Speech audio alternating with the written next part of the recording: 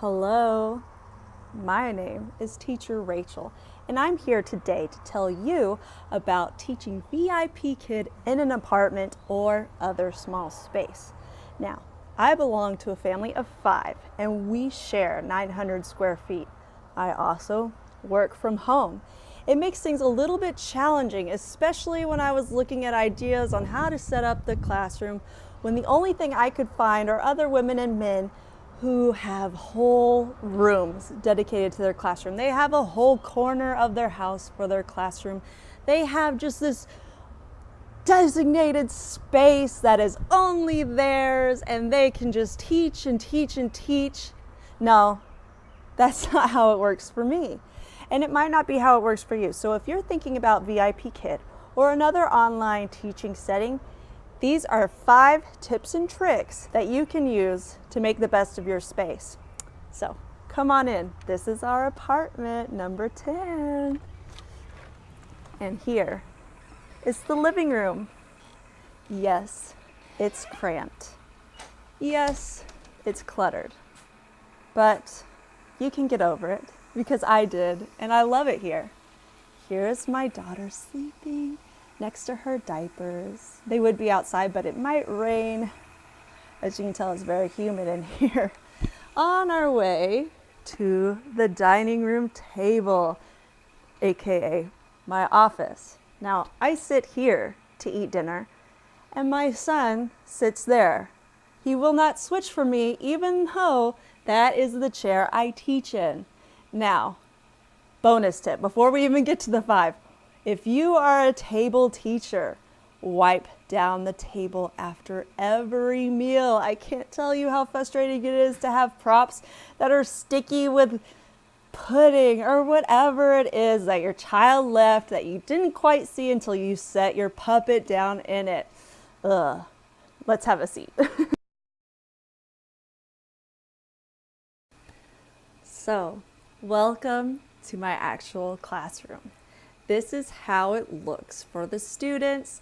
This is how it looks all the time. This has just become part of our dining room decor. Just a little bit of color to add interest. And my name, a magnetic board where I can put things. It's not elaborate. It's not fancy. I don't have time for that. It gets the job done and it's functional without overtaking our kitchen. Tip number 1, think minimal. Do not make the mistake as I did and go to Target. Oh my gosh. They have so many things that you will love and you will say to yourself, I have to have this. No, you don't. I came home with a bigger bill than I wanted, a longer receipt, and just clutter, just stuff I didn't need. So my tips on going to Target or any other store, don't go in saying, I need just some stuff for my classroom. No, think about what you need before you go there. If anything screams to you, hey, you need this, give yourself 3 reasons why. Say, this student would really like it if you're a regular teacher, or I don't have anything for colors and this could work really well, or I simply need something from my background and I'm not Pinterest savvy. For instance, I got this from Target. They're the numbers. I don't use this, but it's a really nice thing if I don't have colors. Orange. What color is this? Red, yes. So think minimally. Think functionality. For instance, if I wanted to use the numbers because my fingers don't work, I could be like 1, 2, I guess. But I mean, that's just one example. Tip number 2, know what you have and know what you need. Oftentimes you might say to yourself, I need something for colors. Well, if you look around, you might have something for colors already and you don't need to buy anything. For instance, red, orange, that kind of thing. Also, look around your house. When you think about applying and everybody says, you need props, you need this, you need this. If you've got kids, you've got props. Go peruse their toy box, go browse their room. You're going to find things that you can use that you wouldn't have thought of if you said I just need to go shopping. For instance, one time I was talking about the difference between man and min. I have this classical art book. Man. Now, am I saying go and buy a classical art book? No, that's ridiculous. But this is just an example of look around your house. You might have things that you can use that you wouldn't have thought of if you weren't looking for something. So be flexible, get creative, what is the word? I don't remember.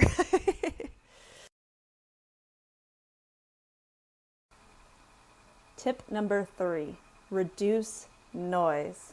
Like I said earlier, I'm one of a family of 5 and we share 900 square feet. Noise kind of travels and I don't work at normal hours of the day.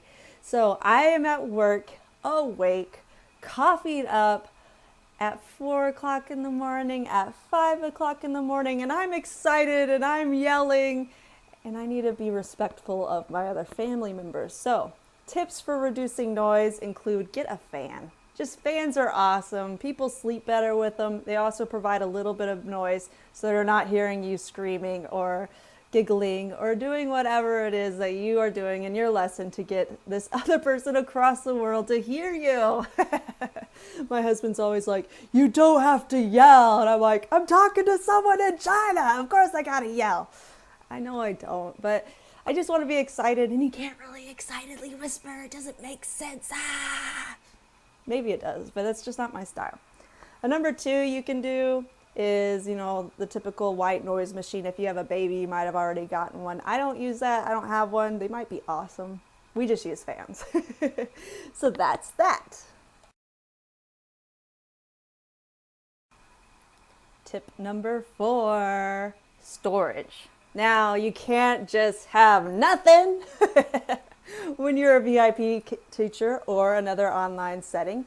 So you have to have stuff. You have to have places for this stuff. So I'm going to show you where I store mine. Look up. When you get to teaching your lessons, you're going to say that all the time. Look up. Not because you want your kids to look up. It's part of the lesson. I don't know. Anyways, look up. There are all of my things. My husband and I installed this not very fancy or pretty shelf, but I just needed somewhere for my things to go. So they are up there. I have little puppets. I have a place where it's not in here right now, but my headphones go in, my mic goes in, my mouse goes in, and it goes up there. I have my little toys and more puppets, just little things I might need. These are the most common things I see that are in the lessons that I use. And then my whiteboards and other things. So this is just all my stuff up out of the way. And then of course, my little fun things like the cards, the colors. I did get these from Target. They're actually very useful. Anyways, Meg and Mike. I know they're tiny miniature little people, but I'll get better ones later. And then animals. I love small things. Small things are awesome. I don't have to have a ginormous, whale to show them a whale. I don't have to get my phone and slowly Google whale so they know what a whale looks like. Panda. I like these. I got these from Target too. I talked so much smack about Target, but then I actually used some of the stuff. Anyways, so that is my storage for the most part. I also use things over here, I'll show you, on this little cart, like some little Hello Kitty rewards, some Transformer rewards. This is the light that I use. I just put it out of the way, little shapes, vegetables, things like that. I've kind of learned what's in my toolbox, where everything goes. There's a system to it all. If anybody messes with it, it drives me nuts. So that is my storage. Find a storage solution that works for you. I love my shelf. It's up out of the way. I only wake up 15 minutes before class and I can get everything down, put it in its space, plug everything in and be ready to go. and then 5 minutes of putting it all away back where it was. It's great. Storage solutions for the win. Tip number 5, go ethereal. I did say earlier you can't have no things. You have to have things, but you can dramatically reduce the things you use by just using a whiteboard. For instance, I was kind of running short on time this morning, didn't know what reward I wanted to use. It was super lame. But I was like, you get a star, and I drew a star back here. So anything that you can do with a whiteboard for rewards, because if you let them, rewards will take over your life. I got a laminator, I really love it, but for instance, these take up space, and if I already used them for a student, they're going to be bored with Hello Kitty, and I just have a billion things that I laminated, and now I have to store them somewhere. No, it takes too much space. If you can find ways to give rewards that are with a whiteboard, or better yet, things like manycam. It's this program. I haven't gotten it to work yet for my computer. My husband says my computer's too slow. So I haven't used it yet. Currently saving up for a new one. I don't know if that's true. It's just what our theory is. So things like manycam, things that you can do, special effects that make it look cool, do it. Kids think it's fun, it's interactive, and takes up zero space. Great for the classroom.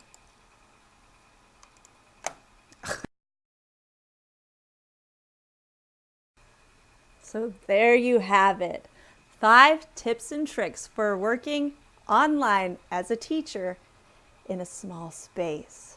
Are you thinking about applying? If so, be sure and use my referral link. I would just love it if you did. It's found below. And also, if there's still some questions you might have, please post them in the comments below and I'll get back to you. Now, if you're already a small space teacher, what tips and tricks have you come up with? Also, comment and share with the world. That's it for today. Goodbye.